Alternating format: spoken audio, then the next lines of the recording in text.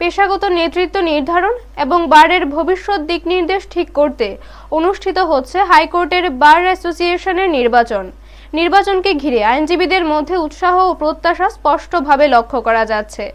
আজ সকাল ৯টা থেকে ভোট গ্রহণ প্রক্রিয়া শুরু হয়েছে। নির্ধারিত বুথে আইনজীবীরা শৃঙ্খলাবদ্ধভাবে নিজেদের ভোটাধিকার প্রয়োগ করছেন। পুরো প্রক্রিয়া যাতে সুষ্ঠু, স্বচ্ছ ও শান্তিপূর্ণভাবে সম্পন্ন হয় সেই বিষয়ে নির্বাচন পরিচালনাকারী কর্তৃপক্ষ প্রয়োজনীয় ব্যবস্থা গ্রহণ করেছে। নির্বাচনী অফিসার এস.সি. দাস জানান, আগামী ২১ ফেব্রুয়ারি ভোট গণনা শুরু হবে। ভোট গ্রহণ পর্ব শেষ হওয়ার পর নির্ধারিত দিনেই গণনার মাধ্যমে ফলাফল ঘোষণা করা হবে বলে তিনি জানান। এই নির্বাচনকে ঘিরে আইনজীবী মহলে নানা আলোচনা ও প্রত্যাশা তৈরি হয়েছে। নবনির্বাচিত নেতৃত্ব ভবিষ্যতে বারের কার্যক্রমকে আরো গতিশীল ও শক্তিশালী করবে, এমনটাই আশা সংশ্লিষ্ট মহলের। ব্যুরো রিপোর্ট, নিউজ তৎকাল 24। শান্তিপূর্ণভাবে খুব আনন্দের সঙ্গে ভোট চলছে। সমস্ত ভোটাররা, লয়াররা আসছে। সকাল ৯টা থেকে ভোট শুরু হয়েছে। প্রথম দিকে একটু কম ছিল, তারপর বেলা 10টার পর থেকে ভোটারের সংখ্যা বাড়ছে এবং সবাই বেশ আনন্দের সঙ্গে এসে ভোট দিয়ে যাচ্ছে।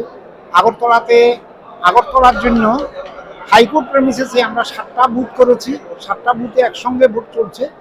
আর এর বাইরে 8টা সেন্টার হয়েছে: বিশালগড়, সোনামুড়া, উদয়পুর, বিলোনিয়া, আর এদিকে খোয়াই, কমলপুর, কৈলাসহর, ধর্মনগর।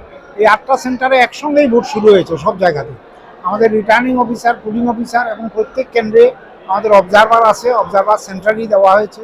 তাদের সবাইকে ট্রেনিং দেওয়া হয়েছে।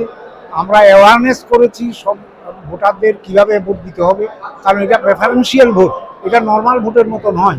এটা proportionate representation by means of single transferable vote, এই সিস্টেমে ভোটটা হচ্ছে।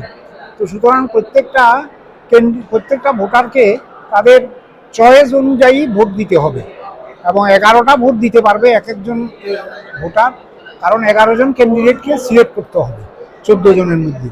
তো সেই ভোট চলছে সকাল থেকে বিকাল 4টা পর্যন্ত ভোট চলবে। 4টার মধ্যে যারা এসে ঢুকে যাবে ভোট কেন্দ্রের মধ্যে, তারা সবাই ভোট দিতে পারবে।